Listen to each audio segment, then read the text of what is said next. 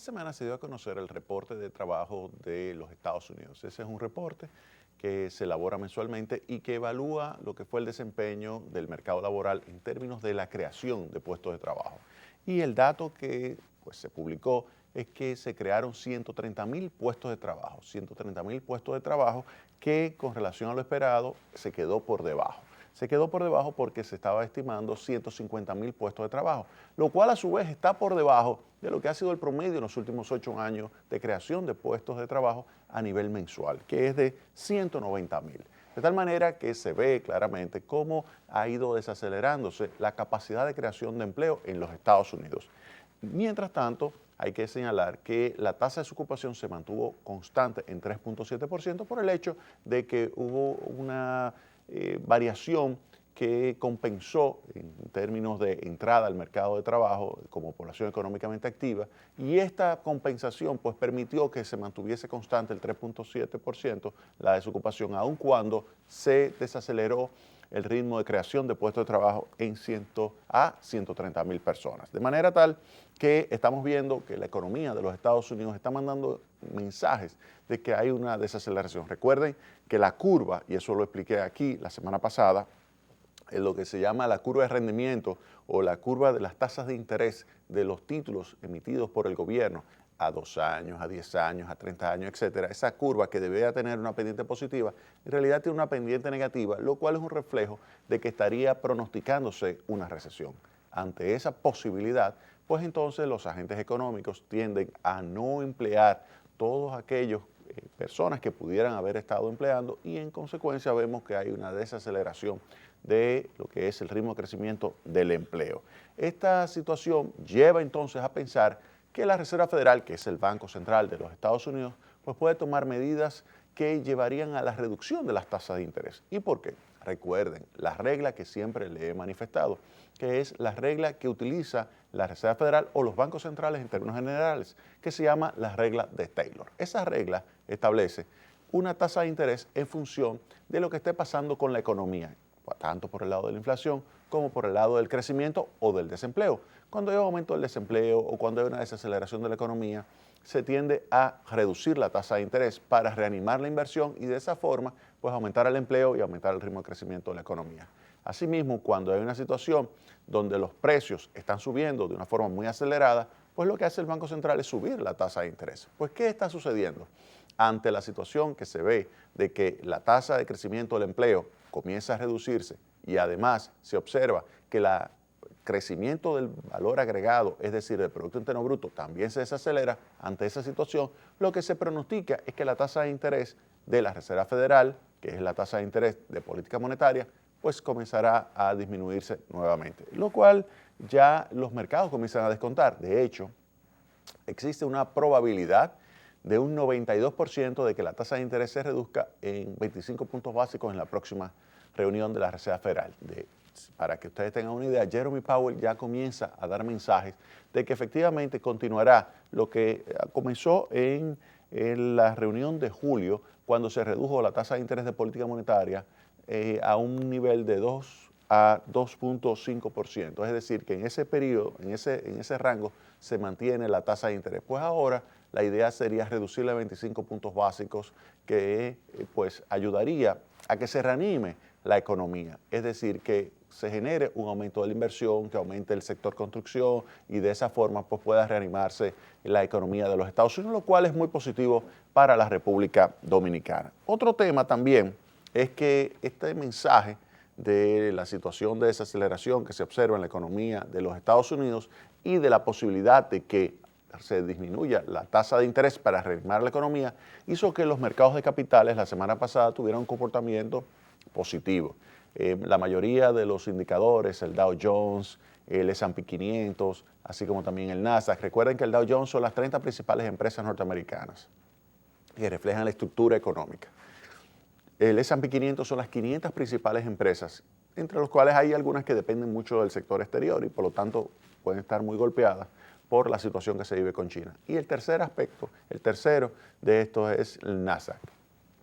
El Nasdaq tiene que ver con las tecnológicas, de tal manera que se tienen estos tres indicadores en la semana pasada evaluados y llegamos a la conclusión de que tuvieron un comportamiento positivo de alrededor, una variación que en promedio es de 1.5%. El día viernes se registraron variaciones positivas, principalmente en el Dow Jones y el S&P 500, lo cual refleja el hecho de que se estaría pronosticando una reducción de las tasas de interés. Hay que señalar también otro aspecto que la economía internacional está recogiendo, que es lo que está sucediendo con la guerra comercial entre China y los Estados Unidos. Recuerden que todo comenzó porque el presidente Trump exige a China pues una mayor apertura, un mayor respeto por la propiedad intelectual vinculada con las tecnologías y que le permita un mayor acceso a ese mercado, el mercado chino. Entonces, ante esa situación y ante la negativa de China, además de la acusación que le hace como manipulador de monedas el gobierno norteamericano al gobierno chino, pues entonces lo que se observa es la decisión de parte de los norteamericanos de establecer aranceles. Y China pues contraataca y eleva también sus aranceles, lo cual comienza a repercutir de una forma negativa sobre el comercio.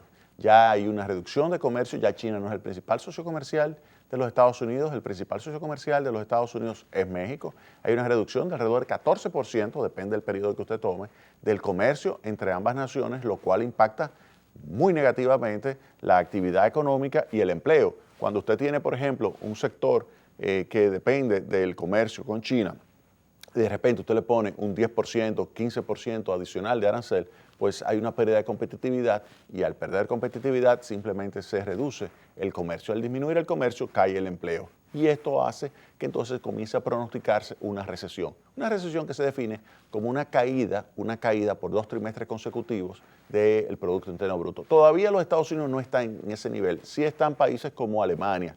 Alemania ya está en una situación de recesión, está golpeada. Alemania también por todo lo que ha sido estos flujos de comercio que se han ido reduciendo y porque ya Europa comienza a oler a recesión.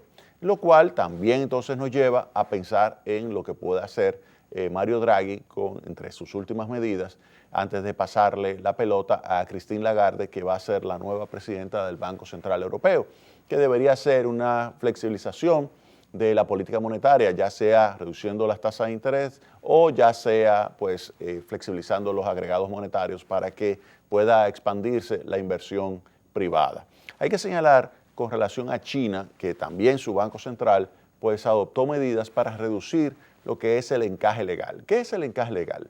El encaje legal es el porcentaje de cada $100 que se recibe en forma de depósitos, pues cuánto es que se guarda en las bóvedas. Usted puede guardar 10%, 15%, 20%, depende del país.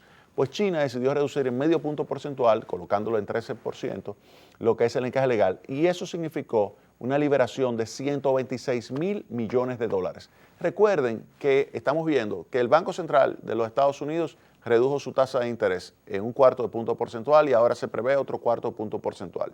China reduce su encaje legal también liberando recursos para que de esa forma se mejore el acceso al financiamiento, tanto para pequeñas, medianas empresas también como grandes, y para que aumente también el financiamiento para el sector construcción. Si ustedes notan, esas dos medidas son exactamente las mismas medidas que tomó el gobernador del Banco Central, Héctor Valdés, acá en la República Dominicana. Liberó encaje, esa fue la primera medida, alrededor de 30.000 millones de pesos fueron liberados y también luego tomó medidas para reducir en 2 ocasiones las tasas de interés. De manera que vemos cómo el gobernador del Banco Central está adoptando medidas, tal como está tomando el Banco Central de China, liberando encaje, así como también la Reserva Federal de los Estados Unidos, reduciendo las tasas de interés. Pero vamos a ver qué va a suceder con el Banco Central Europeo. No me cabe duda de que Mario Draghi va a ejecutar medidas para flexibilizar los agregados monetarios y reducir sus tasas de interés para que los agentes económicos privados puedan mejorar lo que es su demanda agregada, ya sea por el lado del consumo o ya sea por el lado de la inversión. Porque la meta es evitar que se generalice la recesión en Europa y que llegue la recesión a los Estados Unidos. China está creciendo en un 6%, pero se está desacelerando. Hay algunos analistas que prevén que en los próximos meses pudiera caer por debajo del 6% el crecimiento chino e incluso en el año 2020 pudiera estar por debajo del 6%, lo cual significa una contracción importante de lo que es la capacidad de consumo a nivel internacional, lo cual nos impacta negativamente. ¿Por qué? Nosotros somos una economía pequeña, abierta, estrechamente vinculada a la economía de los Estados Unidos. Estamos vinculados por el lado de los bienes. Cuando nosotros exportamos bienes desde zona franca o bienes tradicionales hacia el mercado norteamericano, si a ellos les va bien y crecen en los Estados Unidos, crece su demanda, nosotros podemos exportar una mayor cantidad de bienes. Pero estamos vinculados por el lado de los servicios. Nuestra principal fuente de divisas son las divisas que se originan a través del sector turismo. Es decir, que si a ellos les va bien, tanto a los europeos, así como también a los norteamericanos, pues a nosotros nos va mejor. De hecho, y esto lo he repetido muchas veces, por cada punto que crece la economía de los Estados Unidos, República Dominicana crece en 1.5, lo cual implica que si a ellos les va bien, a nosotros nos va mejor. Y si a ellos les va mal, a nosotros nos va peor. Por lo tanto, nos interesa y hay que darle mucho seguimiento a esto, que a ellos les vaya bien.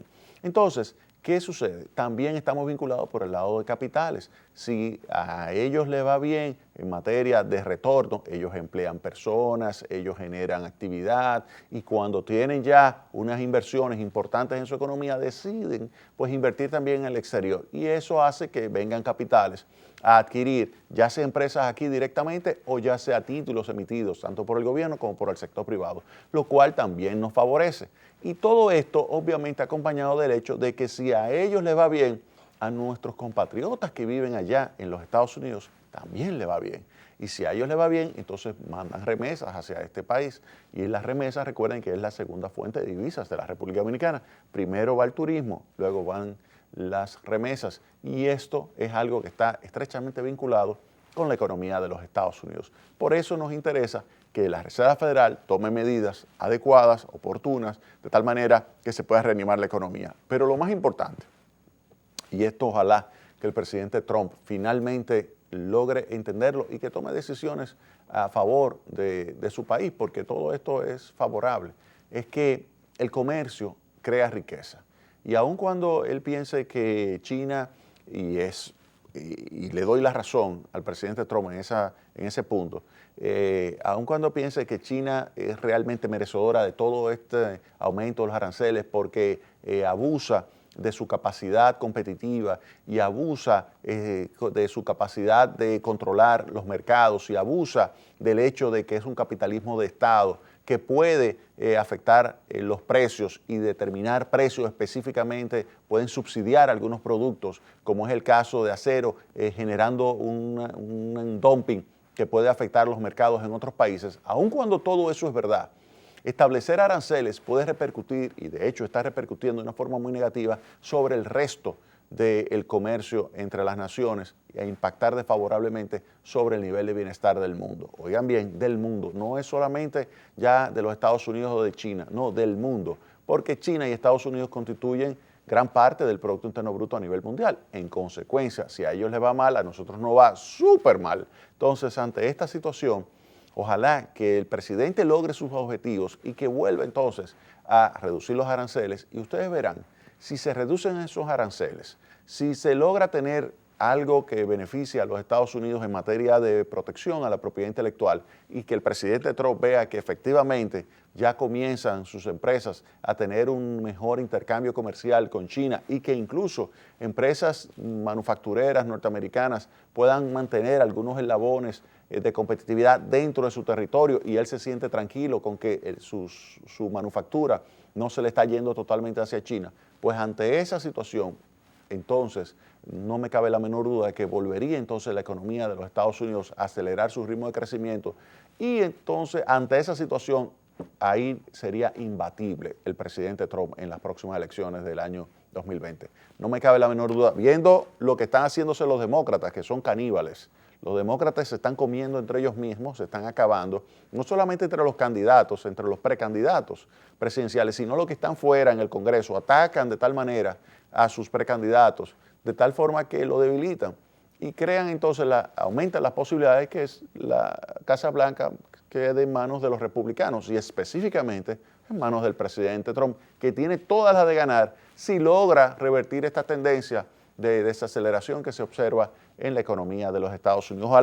Ojalá que esto pueda suceder y que entonces la combinación de la flexibilización de los agregados monetarios y de la tasa de interés en los Estados Unidos, la flexibilización de los agregados monetarios en China y la flexibilización de los agregados monetarios y de la tasa de interés en el Banco Central Europeo, pues todo eso combinado pues ayude a que la economía pues pueda colocarse en un nivel de ritmo de crecimiento mayor, y esto no me cabe la menor duda que favorecería la República Dominicana. Mientras tanto, lo que hay que hacer es seguir como ejecuta el gobierno, una política saludable, sana en materia fiscal, manteniendo el déficit público bajo control, al mismo tiempo una política monetaria que se adecúa de tal manera que se evite que continúe el proceso de desaceleración. Consideramos muy oportuna, adecuada la política monetaria que está ejecutando el gobernador, el Banco Central, para evitar que continúe desacelerándose el ritmo de crecimiento, que quedó por debajo en el primer semestre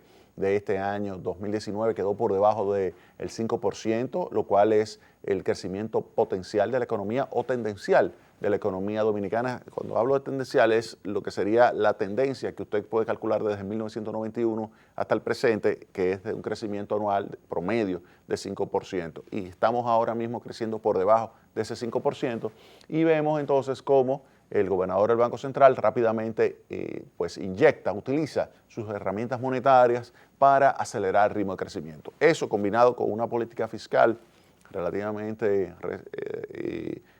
con un déficit bajo control, pues logra pues crear las condiciones de estabilidad macroeconómica y mantener esas condiciones para que pueda entonces el sector privado seguir expandiéndose, en particular con la reducción de las tasas de interés y la liberación de recursos del encaje legal, pues que pueda expandirse el sector construcción, que es un sector clave para el crecimiento económico de la República Dominicana. Vámonos a la pausa y retornamos en breve.